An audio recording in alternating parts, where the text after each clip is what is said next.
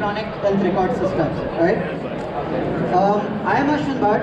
I work with PwC as a technical architect, and I occasionally tweet on my Twitter handle about Salesforce and Health Cloud in particular, so you can follow me there. And my name is Kedar Purkur. I'm a technical architect at Persistent Systems. Thanks, Kedar. So this is what we're going to cover in next 20 minutes. What is the Health Cloud, what is EHR, how we integrate these two systems, and some other aspects related to integrations. So let us talk about EHR, Health Cloud, and the combination of these two.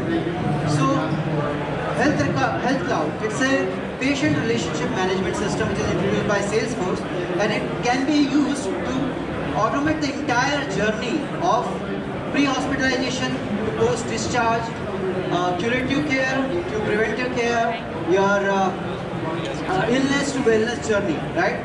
This entire continuum of care we can automate in Health Cloud. On the other hand side, when you talk about EHR system, it's kind of your old cousin of ERP system, right? It works in hospital, right? So it manages all your backend system. It is all the information which is needed to run a hospital. It's kind of a system of records that we use. But why we need the combination of these two, right? So when we talk about modern healthcare system, it is revolutionizing. People want better experience with affordable care, and hence now organizations are moving towards getting best of these two worlds, Health Cloud and EHR system, right? So we need to a mechanism for these two to talk to each other, have the data sync, and have a 360-degree view of patient care. Hence, we integrate these two systems with tools like MuleSoft and then interface Health Cloud system to stakeholders, which are like hospital, patient, relatives of the patients, and many other stakeholders. Now, what are the typical integration use cases? Why we need to integrate these two systems, right? So, there was a weird idea that popped up, like you integrate your X-ray machine with Photoshop and then Instagram, so that anyone who is hospitalized, he'll just apply some filters on X-ray and put it on Instagram with hashtag I am feeling very, I'm in hospital, or 25 days to go, things like that, right? So that's not the use case we are talking here. The use case is more of the admission of the patient, the registration of the patient, getting all the data of the patient, because we are living in a world of devices. We are generating a lot of data. Anyone here who is not using Fitbit or any healthcare device, I guess most of the people are using devices like that. These and these are generating data every minute, right? So we need to get all this data into one system, one place, to have a customer 360-degree view or patient 360-degree view for doctors, for healthcare providers to have a better view of the patient and provide them better care. Make them decide what they want to do. Now that we know what are these systems, what is the use case, how do we integrate these two? So there are 4-step process that we recommend here. We need to understand the context in which we want to do the integration, right? So what is the data that we want to integrate? Is this the data related to your lab reports? It's a immunization data, it's a diagnosis data, or it's a medication data. What is the data that you want to integrate? What are the systems that you want to integrate, right? It's a Cerner, it's Allscript. These are kind of EHRs, right? And with these, what are the other systems which are kind of peripheral systems which are there? Your X-ray machines, your laboratory machines, right? So what are the systems? Then what is the direction? Is going to be a single unidirectional sync? Is going to be bidirectional sync? What is the frequency of the sync? The timing? Is going to be a real-time integration, once a day, once a month? What is the timing that is going to be? That is the context that we need to have to move forward to the second step, which is identifying the layers of the integration. So layers is, you must be knowing, like you can integrate it at a UI level, you can integrate it at a logic level, you can integrate it at a data level. It's not just the data which is getting synced. There's a way in which we can just pull up your EHR system and show it in Health Cloud, right? So that's the kind of data integration layer. We also need to think about the security, because there are compliances like HIPAA compliance, which has certain restrictions on how do you integrate, what are the things that you can do with your data, what is the data that can reside in a particular system. So you need to think about the security as well. And then you come to a point where you select the type of integration that you want to do. This is going to be a point-to-point integration, or is going to be a middleware-based integration, or is going to be a different way of integration which you do. And then you select the approach. If you want to go with an off-the-shelf product, or you want to build something from the scratch, because you might be integrating with something which is not available, there's no off-the-shelf product available, there's a new product which is there, and you want to just integrate these two. So these are the kind of 4 basic building blocks to move towards, deciding the approach of your integration. Now, if we are talking about data, and as an architect we need to understand the nature of the data which is there in the system. And hence, we are defining certain categories for healthcare data, clinical data, right? There is some data which you just need to display on demand basis in Health Cloud. When you are integrating from EHR to Health Cloud, there is a data in EHR and you want to display it in the Health Cloud. So that's the data which is only displayed. You don't store it at all. You fetch it on demand, display it, gone. That's it. That's the data which is displayed. The second thing is hidden data.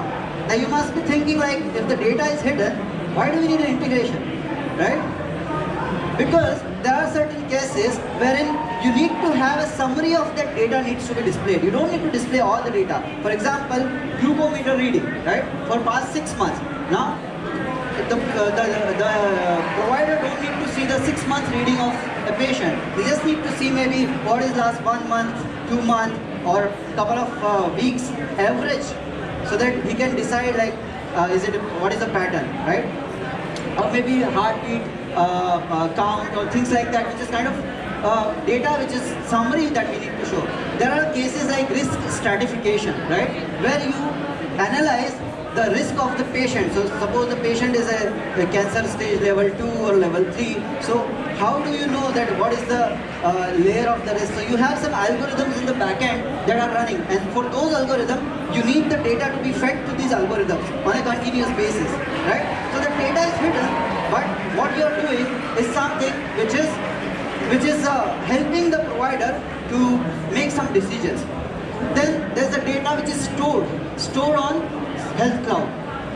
But then there are these, again the stored data is grouped into 2 different categories. One is a static data, a dynamic data. A static data is something which is your name of the patient, relatives of the patient, date of birth of the patient, right? It is not going to change ever. But the dynamic data is again classified into 2 different categories: additive in nature and nullification. Additive in nature is the data which you add on continuous basis, right? Like medication, right? There is a continuous medication getting added, right? So that's the data which is relevant for a long term. The data nullification, so when it over nullification is the data which is only relevant for a particular time, right? So observations is a kind of data, or your immunization. So in your childhood you had vaccination, right? But that data is not relevant now. That's kind of data which is relevant at that time. The observation which was made 6 months ago may not be relevant now. So those are nullification data. We just need to store it for a particular time period and then we just discard it, right? So these are the kind of classification, clinical data classification. Once we know what are the classification or what are the data that we want to integrate, we move into the next stage, which is the protocol consideration, like which protocol to be used to integrate this data. And I'll call upon Kedar to talk about the protocols. Thanks, Ashwin. So as architects, we basically need to have some kind of understanding of what are the different protocols we generally come across when we do the integration. So this is just a brief primer. So HL7B2 is the oldest healthcare protocol, which has been there since 1980s. it uses a highly proprietary format, known as a pipe and hat format, which is either XML or JSON. And it works at a very low level of the network stack. So it doesn't use HTTP. It needs specialized parsing or parsers to kind of like send that information back and forth. It's highly unstructured in nature. That is one of the major lacunas, because of which once you do integration in HL7 V2, it is not portable. So to overcome these limitations, HL7 V3 was conceived, and it was made like highly structured. But one of the problems was that it was very verbose. So as developers, if you try to use HL7 V3, you would end up writing like 20 to 30% more code as compared to V2. And also it was very difficult to maintain.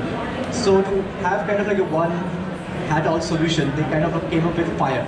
So FHIR, that stands for Fast Healthcare Interoperable Resource. So in this, the concept is that every clinical data element, like appointments, medication, diagnosis, that is going to have a unique URL.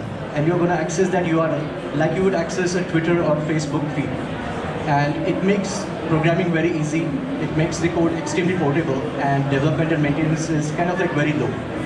So we come across like these three protocols a lot when we think about doing integration with Health Cloud and EHRs. But there are some other protocols as well, like X12 EDI. So whenever you want to send claims information from Health Cloud to, let's say, the payer system, so we might use X12, which is kind of like based on XML.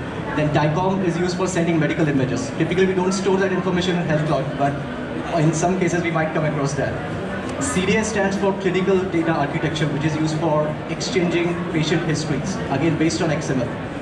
You might also come across SMART, which is kind of a, I would say, a protocol or a standard that tells like if your application is embedded inside the Health Cloud, how it is going to interact with the Health Cloud in terms of what's the authentication mechanism that would be there and how it's going to share or access the information of that EHR. So that's the standard SMART.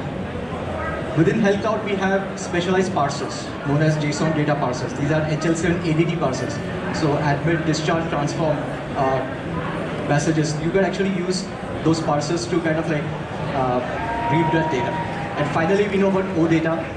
So that's typically used in Salesforce to bring in information that just needs to be displayed and not stored. For example, like lab results or again like medical images. So this takes us to the design options. So we have like three design options. So let's consider like, let's say you want to send information from the EHR to the Health Cloud. So in this slide, what we see are three blocks. On the left, we have the EHR. In the middle, we have the integration tool. In this case, it's MuleSoft. And the right side, we have Health Cloud. Now on the EHR, what would typically happen is that an event would take place. The event could be like a patient registration or an encounter or a SOAP node getting created. Now that would generate an event in the form of a message, which is V2, V3 or FHIR, one of the protocols we get used. So on the MuleSoft side, we need to have a listener to listen to those events. So once this message comes to MuleSoft, then the MuleSoft would send it to the transformation pipeline, which would kind of like parse, validate it, and then kind of like send it to the outbound API. So that's where we have like different choices. How do we want to send that information to Health Cloud? So one of the approaches is that we can use the REST API. So it could be the standard REST API, or it could be a custom REST API that we have developed. And once we hit that API, then within Apex we can use that inbuilt parsers, the HL7 ADT parsers, or a custom parser to persist that information within the Health Cloud object. So that's one way of doing it. The second way of doing it is to use platform events. So MuleSoft can publish an event on the platform event bus to which Health Cloud or Apex is a subscriber. So once this message comes in, then it can like read it, parse it, and then store it in Health Cloud. And again, we can use OData. On the MuleSoft side, we can ODatify the healthcare data, and you can just show it within Health Cloud. So that's one way of doing it if you want to send information from EHR to Health Cloud. The exact reverse of this is what happens, how do we send information from Health Cloud to EHR? So again, there are like three ways of doing it. One is through Apex, we can publish an event, a platform event for which MuleSoft acts as a subscriber. So once MuleSoft gets the message, it's going to do the reverse transformation, parsing, validation, transformation, and send it to the correct connector. So one of the connectors would be for V2, V3 or FHIR, and that information can then be sent to EHR. In certain use cases, for example, patient registration being done on Health Cloud, we do not want to send that information immediately. So that information can be like deferred. So for that, we can use async callouts, right? So the async callout could be generated from Salesforce in the form of a batch program or a future method or a queuable. Or MuleSoft can pull that information, using some kind of a cron job. So that's one way of doing it. while in certain scenarios like appointments, we want that information to be immediately reflected inside the EHR. So here what we can do is we can use a continuation pattern. The reason for doing it is that we can make a call out, and even if the call out takes more than, let's say, 5 seconds of time, it's not counted as part of a long running transaction. So we do not breach the governor limits if we use continuation pattern. So that's how we can do Health Cloud to EHR. And there are like special considerations, like this slide shows, in scenarios where we want to integrate Health Cloud with multiple EHRs or with a health information exchange. So what are those considerations? So one of them is having an electronic master patient index. So consider that we want to show a patient 360 degrees view within Health Cloud, and the information is kind of like distributed across EHRs. It's in the HIE. What happens is that in those systems, patients will have their own unique IDs. So we need to maintain a master index, a composite index of the patient on the integration tool. We need to like muster something to have that information correlated. So that's why we need an EMPI for that. Now let's take an example of appointment booking. We want to get appointment slots for a physician who works at multiple facilities. Now typically what happens is that those EHRs are not the same. They are different EHRs, and there are like different rules associated with those appointments. So what happens if you want to bring those appointment slots within Health Cloud, we need to have some kind of a lightweight rules engine built, and which would do that orchestration within MuleSoft. So that's one consideration. Data orchestration is another important thing. As we fetch information, it has to be correlated, prioritized, and then sent. So for example, if I fetch the patient medical history from one EHR, whether that is current or not, that decision has to be taken. So we need that data orchestration thing. And one important aspect here is failure management. We cannot afford to lose healthcare messages. So whatever integration we build in any direction, it has to be fault tolerant and resistant. So we need to use some kind of queuable mechanism or Kafka layer, or use some kind of local DB on the ETL side to ensure that the messages are kind of a guaranteed send to either of the sides. So security of the information that is sent is also kind of important. So we come across protected health information, PHI, as well as personal identified information, which is PII. At a broad level, we can classify that the healthcare data has to be like secured when it is stored and also when it is in transit. So as far as at-rest security is concerned, we have platform encryption. So we could use that Shield platform encryption. But as far as in-transit security is concerned, TLS kind of like more than enough.